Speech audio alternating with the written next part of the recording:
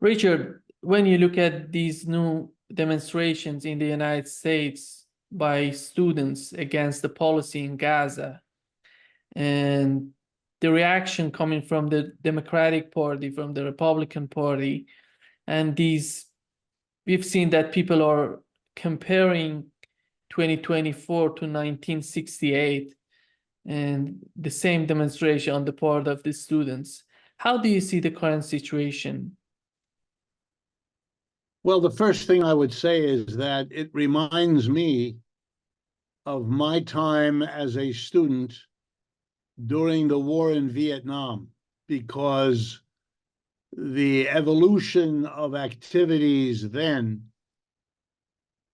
is very similar, at least so far, with the evolution now.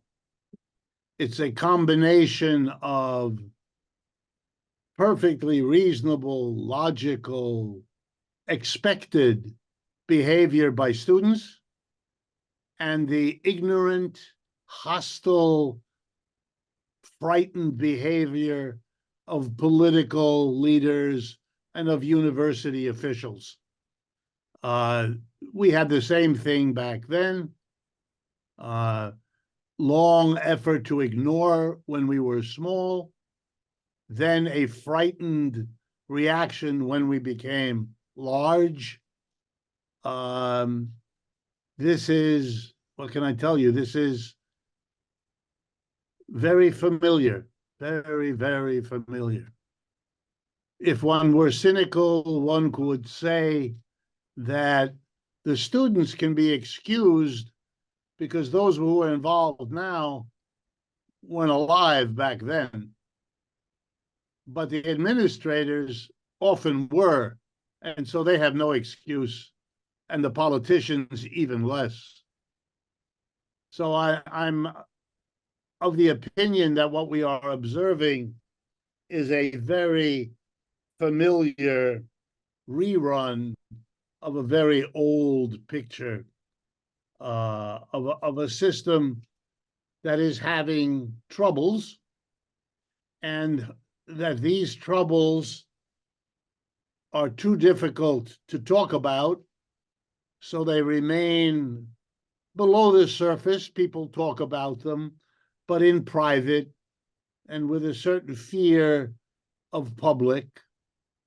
We had, from the time of October 7th, we had the government make it crystal clear that the official position was 100% support of Israel, without apparent limits, without apparent hesitation, without apparent conjoint policy making, simply an automatic decision by an automatic administration in Washington to automatically support an automatic ally. I mean, it was all a kind of non-event.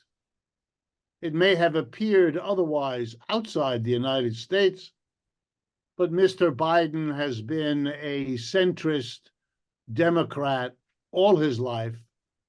He is a senator from the state where most American corporations put their headquarters, because it is considered, Delaware, to be the most corporate-friendly state out of the 50 in the United States.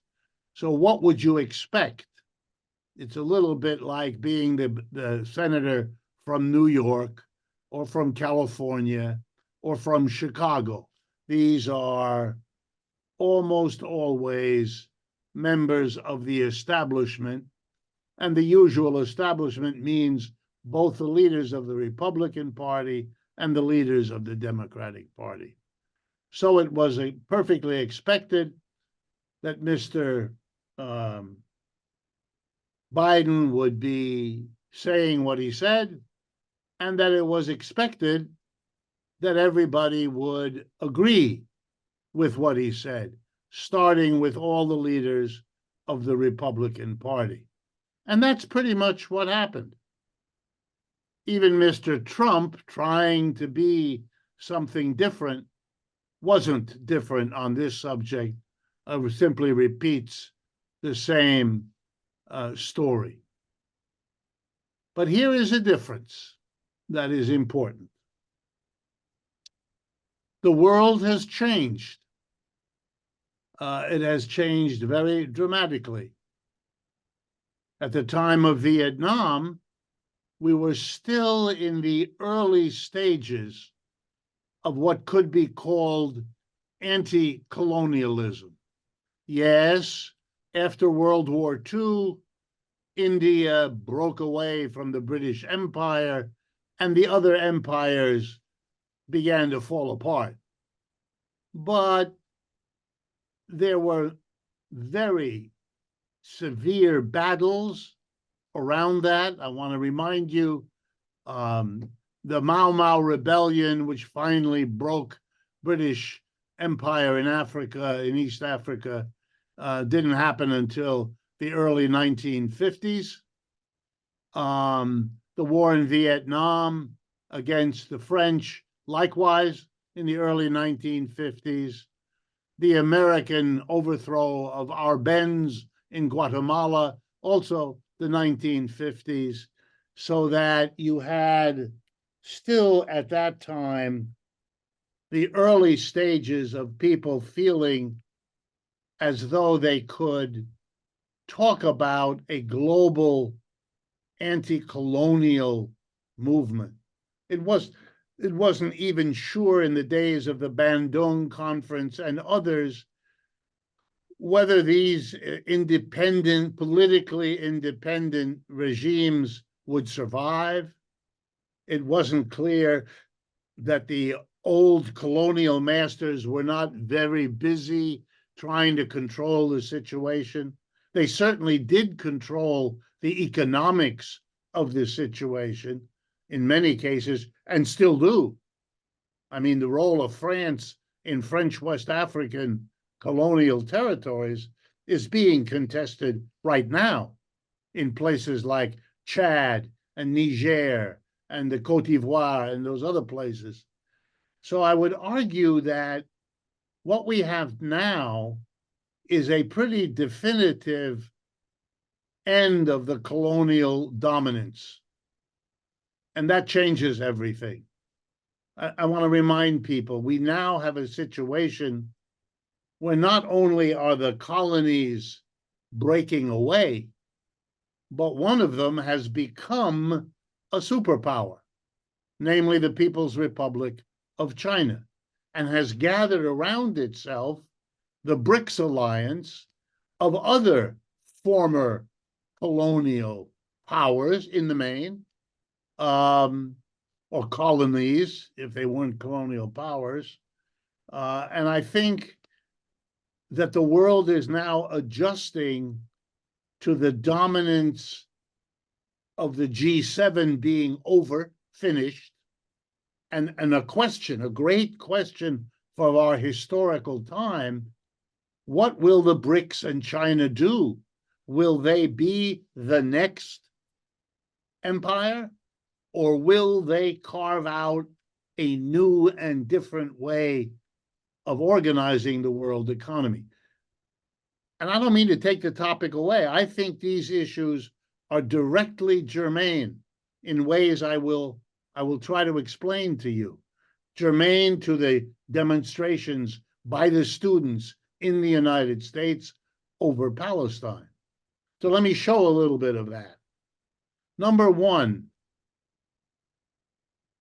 Israel, later than everybody else, tried to establish, or to be more accurate, Britain and Israel together tried to establish a settler colonialism long after everybody else did.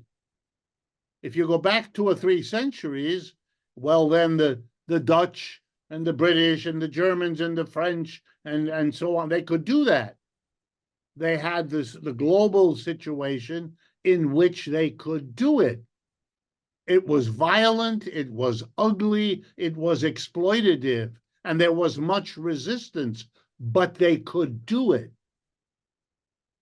Israel and Britain are trying to do it first together, and now the Israelis pretty much by themselves, at a time when the world has changed, when the resistance has become the governments of all of that part of the world that rejected settler colonialism.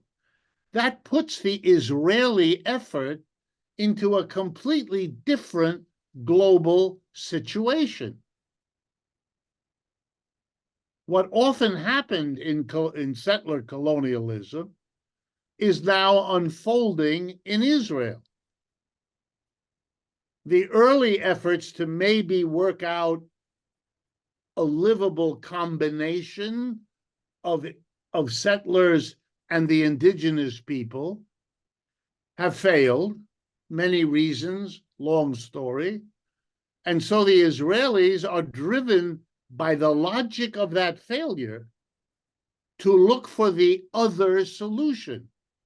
And the other solution is what in Germany, in reference to the Jews, was called the final solution, to literally eliminate that part of the population, the indigenous part. It's what happened here in the United States. We effectively eliminated the indigenous people, inappropriately called Indians in the United States. We eliminated them. We reduced them. The mass of them were killed. What remained were forced onto reservations where they could not survive very well. And to this day, that's where the few that remain live there. They are sicker than the rest of the population. They live much shorter lives. They are marginal. They were only allowed to vote a few years ago. I mean, it's the total solution. We did in the United States what Netanyahu is trying to do in Gaza now. But the problem is the whole world rejects this. The whole world condemns this. Even here in the United States, Mr. Biden is forced by massive public opinion, which has been a surprise to Mr. Biden and a surprise to the political leadership here. They had no idea of the strength of the, this is before the students, of the strength of the opposition starting already in late October of last year, the opposition coming out of the United States to what they were doing in Gaza. Okay, so they don't want to see how the world has changed. They don't want to understand what BRICS recommends. If you see the behavior of Finance Minister Yellen or Secretary of State Blinken or the president in relationship to China and BRICS, you will see it. You will see it in Ukraine. Ukraine is an example of the catastrophic mistakes being made because you're not willing to look at a changed global situation. So is Palestine. There was no understanding that the American people, even though they are kept away from the rest of the world by a mass media that colludes with the government in this whole program, but what you basically have is what psychologists call denial, a denial that the American empire is over, that we now have to adjust to a period of decline in the United States and the G7 as the BRICS and China rise. Now, it's been true for 30 years, but it was hidden and it could be ignored. And now it can't be ignored. So now there's an active denial.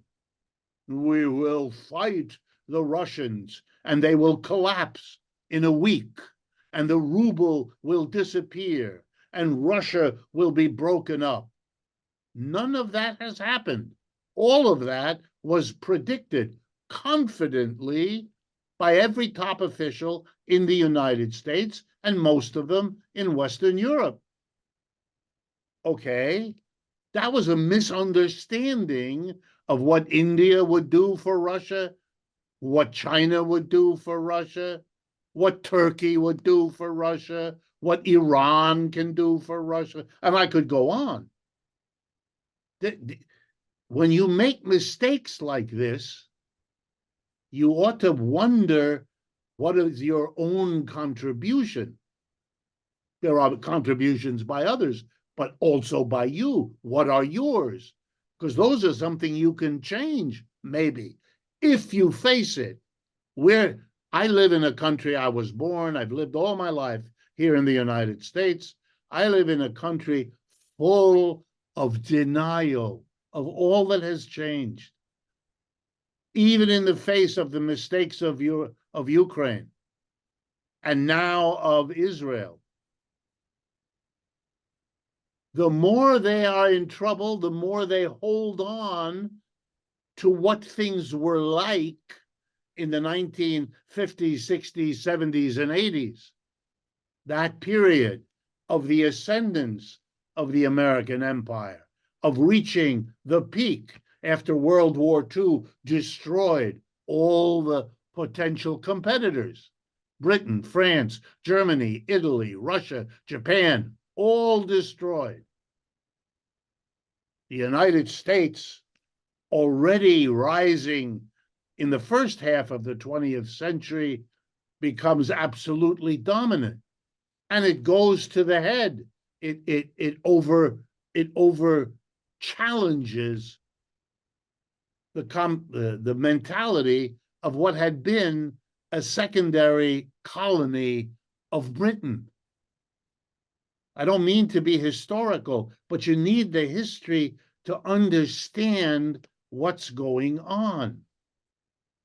And so Israel mounts the attack after 7 October, the punishment of Hamas and of the Palestinian community that supports Hamas in Gaza.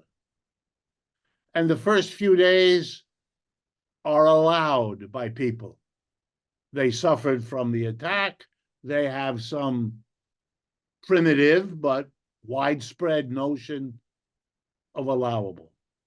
But week after week, one side destroying, literally massacring huge numbers of women and children and so forth.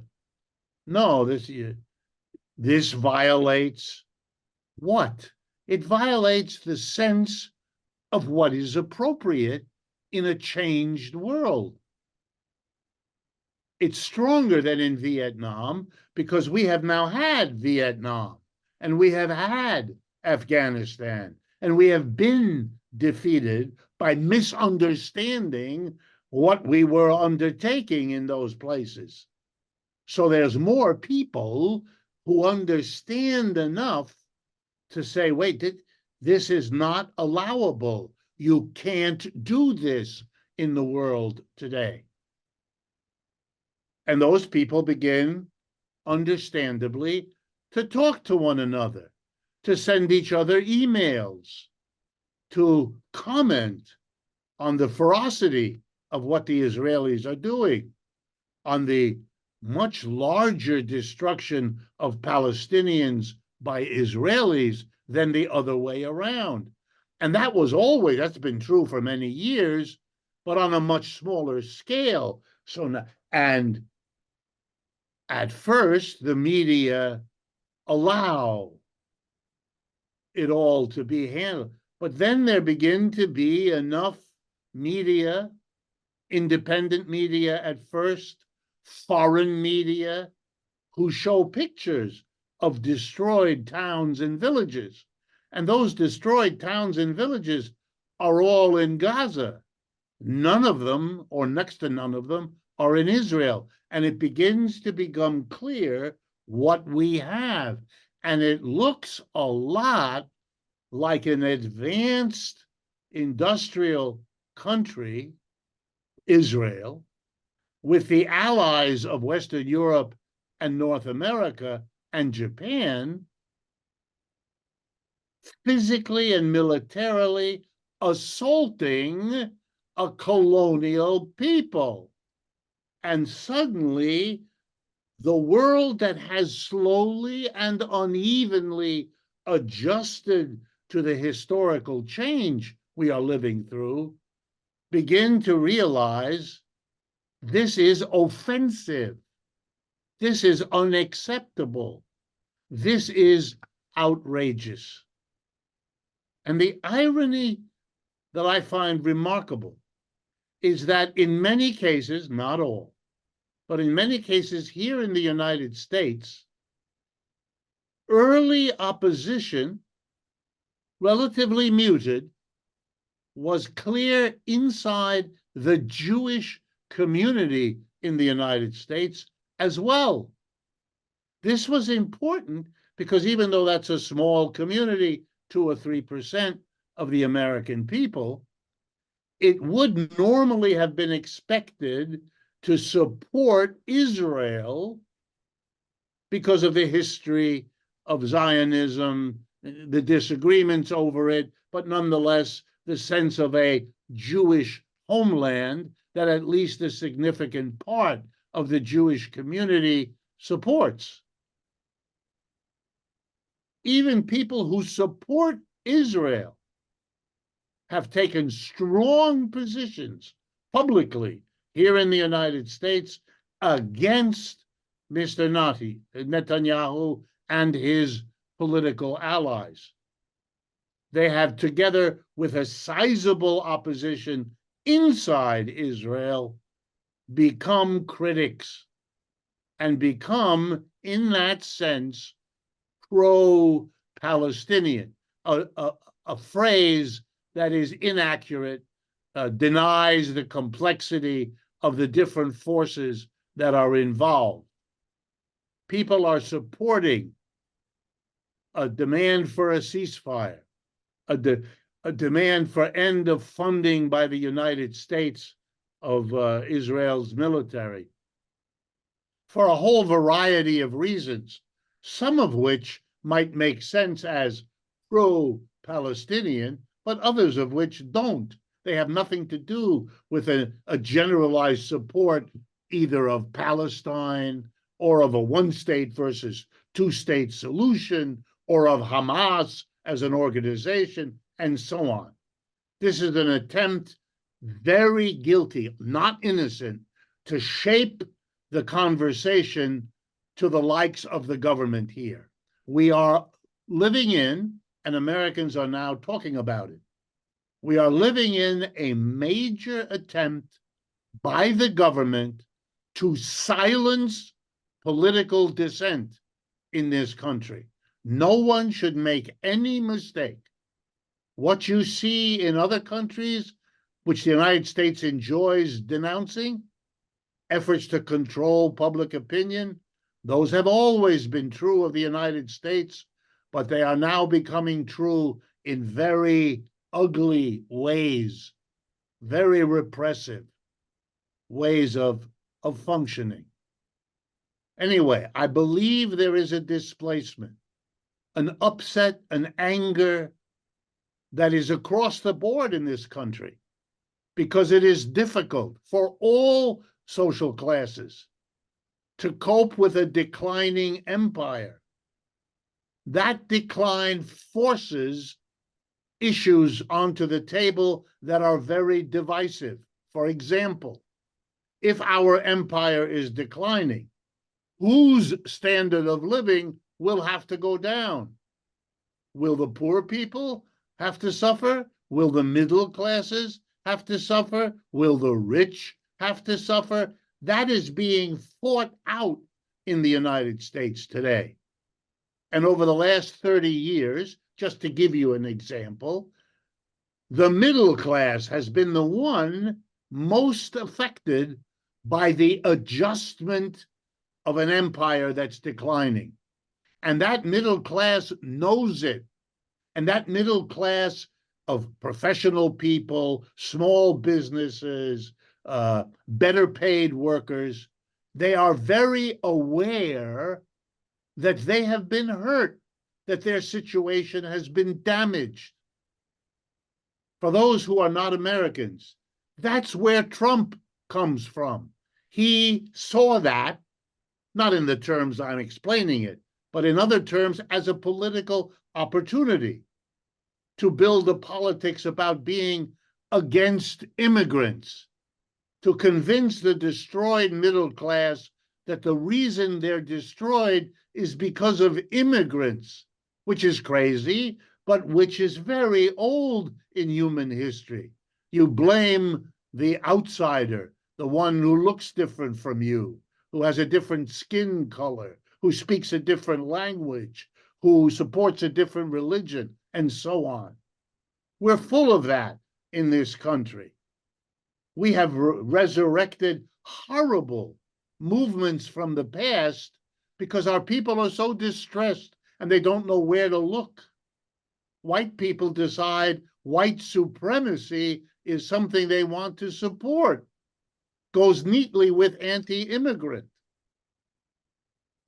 A kind of fake patriotism, a kind of celebration of an imaginary ancient America. That's why Mr. Trump, make America great again.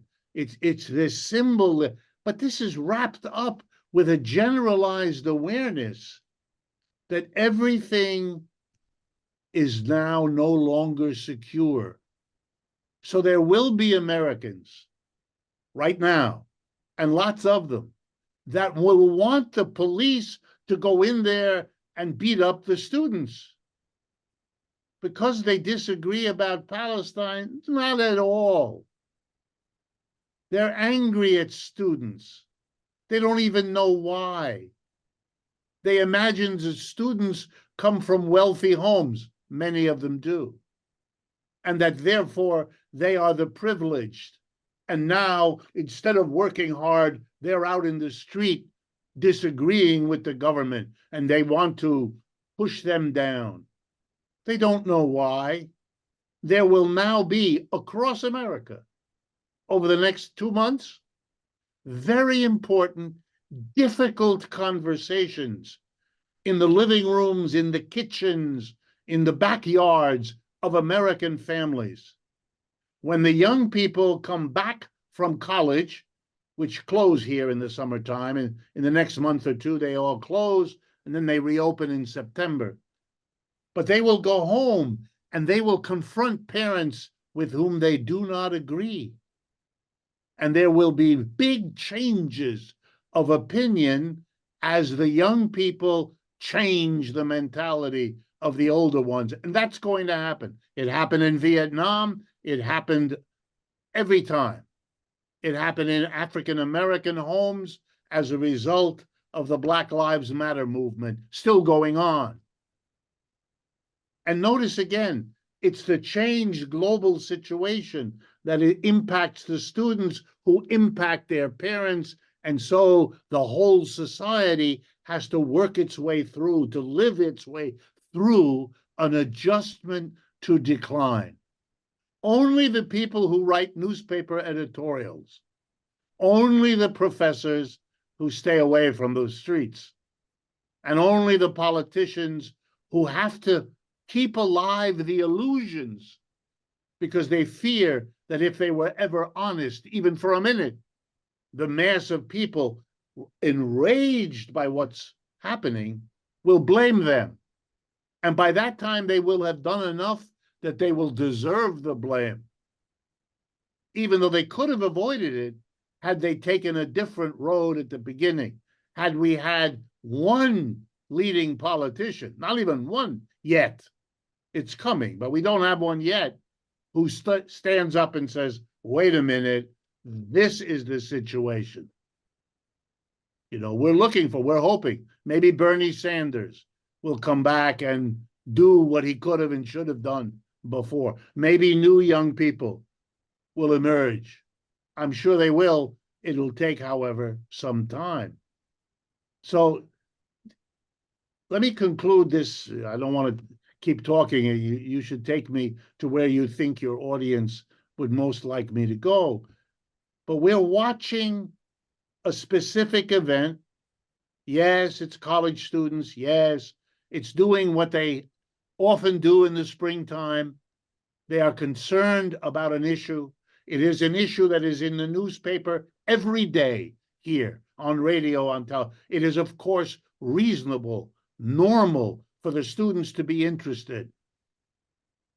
We wish in this country that the average citizen was as interested in political affairs as our students are. And they are learning, and they are taking courses, and they're reading. They are much better informed about the issues in Gaza, in the Middle East, and so on, than are our average citizens. There's 100 polls that show that. And they have decided they want to speak freely about it. They want to have meetings to discuss it.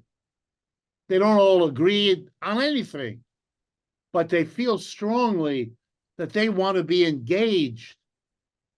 If this were not a society in decline, they would be celebrated. They would be applauded for their engagement. Half our people don't vote in most of our elections. These young people are not only voting, but they are really engaged in the civic question about war and peace. My God, it will be understood, not today, because the government is hysterical in our society right now. It has to stop all of this. It's fearful. The people at the top, by the way, know that the war in Ukraine is lost. They just don't know what to do about it. They knew the war in Afghanistan was lost, but it took them years to finally withdraw. No leader wanted to be the one who withdrew. Biden finally did it. But to show you that they learned nothing, he now can't withdraw from his open-ended commitment to Netanyahu, even though virtually no one else on earth supports what Netanyahu is doing. This is a very dangerous situation, and now even his own people are turning against. Very difficult, in a difficult situation. And we're not talking about the sharpest knives in the drawer here. Our political leaders are Biden and Trump. That gives you an idea. In this society, the best and the brightest do not become our political leaders. They go somewhere else. They don't write books, and they mostly don't read them either. They are people of very limited capabilities, and those have only been sharpened in endless small battles between whether the Republicans have the government or the Democrats. And when one of them gets it, the others go to work to replace them, which they do. And then the other ones go to work to replace them, which they do, in a comfortable back and forth. The best sign that this is over is that a person outside of this game, Mr. Trump, could become as powerful as he now is, even though they are trying every trick in the political playbook to defeat him. They're still not able to do it. Between his bumbling and fumbling and their mistakes, we don't know who's going to be our next president, and we have no idea where it's going to take us. But here's an irony that's beginning to be spread in the United States that you as an audience may enjoy. The strongest claim going into this presidential election that Mr. Biden has against Mr. Trump is that we should vote for Biden because we don't want fascism to come. To which the answer that is now coming from the Trump people is too late. Mr. Biden has already brought it. And everybody laughs because everybody understands exactly what is being said. You will not prevent fascism by voting for Biden instead of Trump. We used to think maybe you postpone fascism by voting for Biden instead of Trump. And now Mr. Biden is making clear even that is not something you can say. Richard, when it comes to Israel and the situation that Netanyahu and his administration is making for the future of Israel, we know that at the end of the day, as you've mentioned, the American empire is over and their dominance is reducing. And that would hugely affect the future of Israel in that region. But it doesn't seem that the Netanyahu administration has any sort of understanding of this issue. And how important is this for the future of Israel to getting along with other countries in that region? Today, we've learned that Turkey holds all trade with Israel, and they're not going to have any sort of import and export with Israel. This is a huge change for Israel and for the future of Israel. If as Netanyahu is claiming, his concern is the future of the people, these people who are living in Israel, but it doesn't seem, his actions doesn't seem to be in that direction. Well, the Israelis have for quite a long time labored under a number of assumptions. And one of them is they can only in the end rely on themselves, and that they are beleaguered by, hated by, threatened by pretty much the whole world, and that they have to rely on themselves, and they have to rely ultimately on themselves as a military power. Political activists and leaders in Israel have on more than a few occasions spoken in my presence of their commitment, both as individuals and as citizens of Israel, that if they are threatened again, they will go down, but, and I quote now, they will take the whole world with them. So that their phrase, the one they like, never again, maybe doesn't mean what some people think it means, never again Nazism or never again Holocaust and so forth, with which most of the world agrees. But it may mean never again we as victims, which leaves open maybe again we as perpetrators, we as the active cause rather than the passive victim. They are surrounded by countries and people who consider them enemies and vice versa. They don't accept blame for that, although they deserve plenty of it. So the question is, what are the options available to them? This may be painful for me to have to say, but the kind of situation that leads to the extermination of other communities, to, these terrible words of destroying whole ethnicities of one kind or another, they are usually the fruit of people and communities that feel they have no choice, who see the world as if they have no choice. The Israelis now see the world that way, or at least the Netanyahu type Israelis. It's not all of them, of course, but that group, sizable portion of Israeli society, believe, as best I can tell, that they will either be destroyed or they must destroy. they don't see any other options anymore. And I want to make people understand, however you want to dismiss that, however you want to discredit or criticize that perspective, which I do, it's also important to understand it. It'll make your criticism more effective.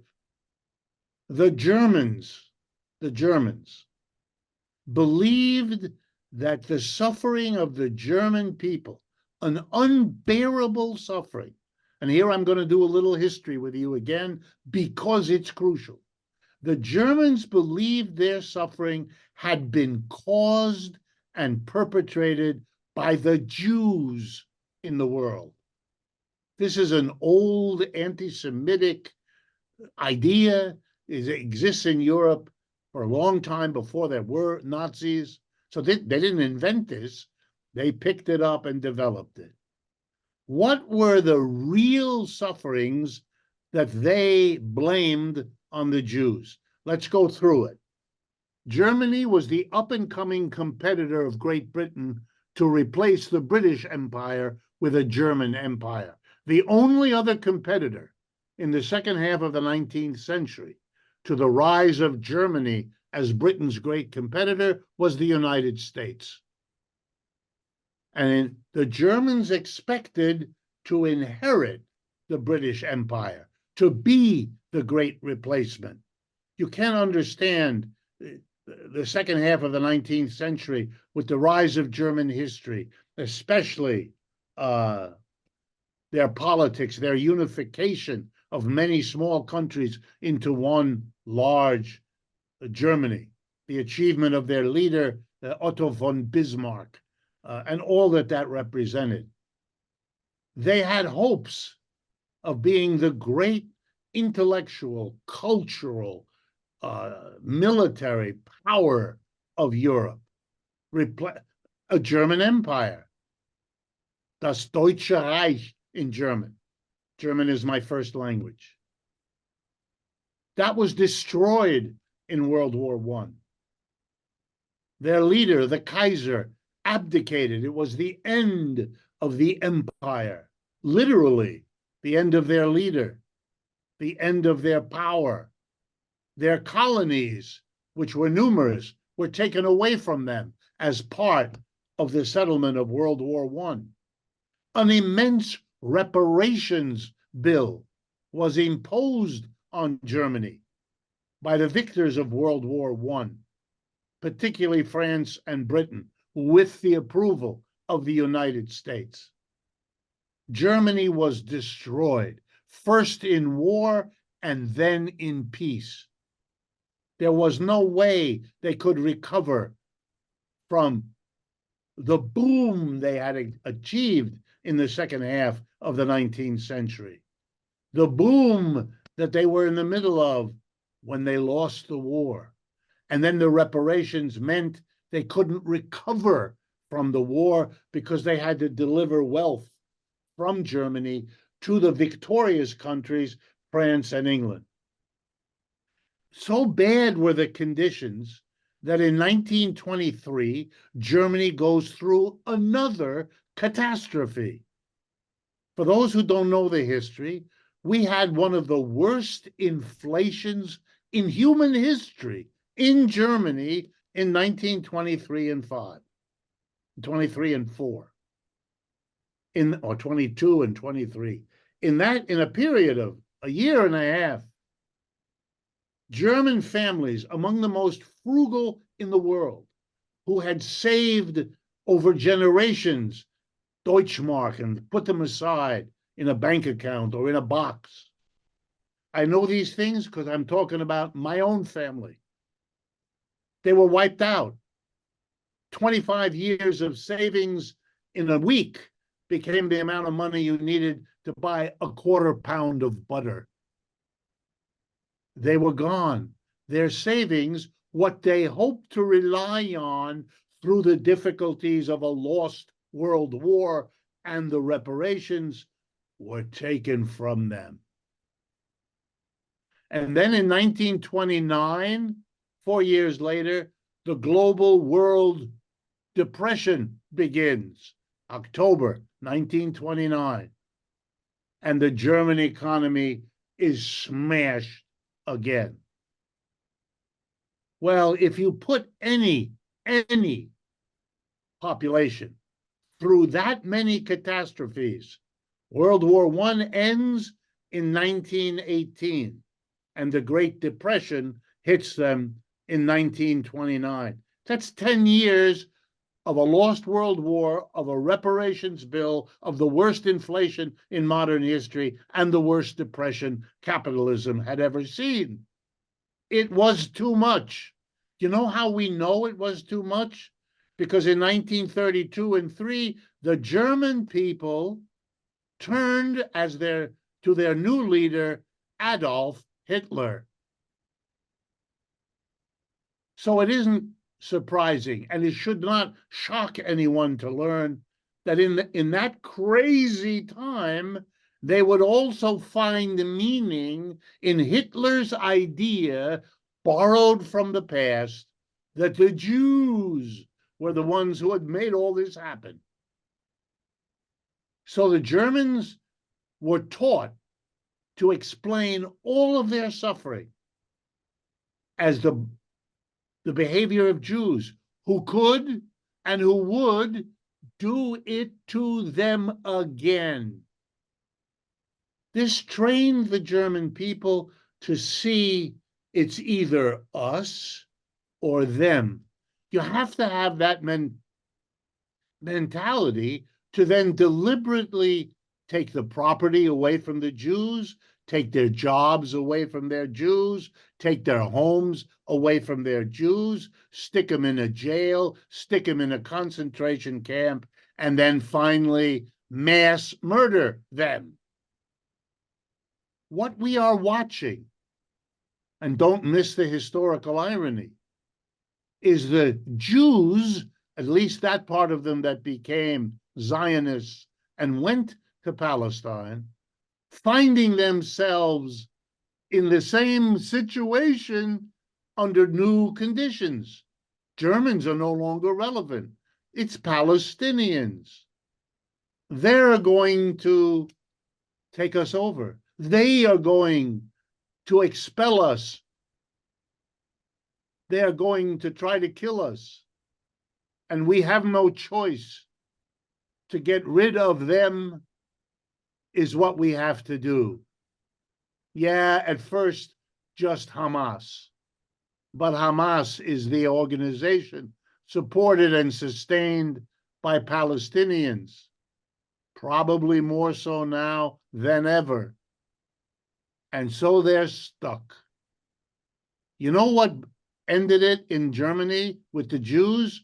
Outside intervention. The war, when Russia and the United States together stopped the German system from continuing. Something outside probably has to intervene in Israel and Palestine, or else they are going to kill each other. And I'm being euphemistic because the Palestinians don't have the means any more than the Jews had the means in Germany. One side has the means. Both sides have the fear. We know the result. We're watching it. That's why what is happening there. And that's why the rest of the world, including college students in the United States, who don't see the world this way, they never went through this suffering. They don't understand. And our government does nothing to teach. There is no program in this country teaching the history of Germany and the Jews to help contextualize and explain what is happening. And without an understanding, any intervention is hit or miss. And the interventions of Mr. Biden are mostly about him getting reelected. He neither knows nor understands. There's nobody in the administration who even speaks about what is going on here with some understanding.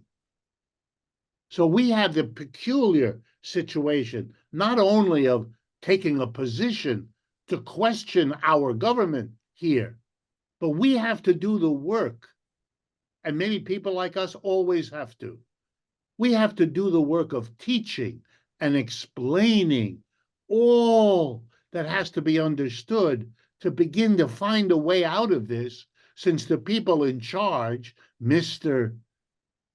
our president, Mr. Netanyahu, clearly have no solution, have no offer of a solution, are busy doing what they have always done without recognizing the catastrophe that is producing.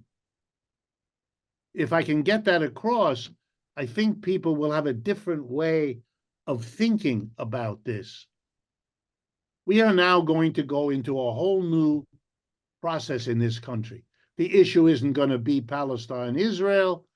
The issue is going to be students versus government, students and faculty versus administrators. And that too is a long, old history that will be very powerful in shaping the politics of this country now, forever, because they don't know the people who run this country. Let me assure you, I come from the universities where they were my classmates. As I believe I've mentioned to you on this program, Janet Yellen and I were students together at the same university at the same time. We're taught by the same professors. I know exactly what she does and vice versa. I know these people.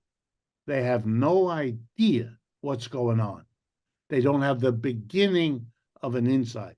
They have a sense of running a well-oiled capitalist machine, the kind they grew up in, the kind that taught them, the kind that rewarded them, and the kind they want to hold on to, and they don't know why it isn't working. There's even a tragedy in them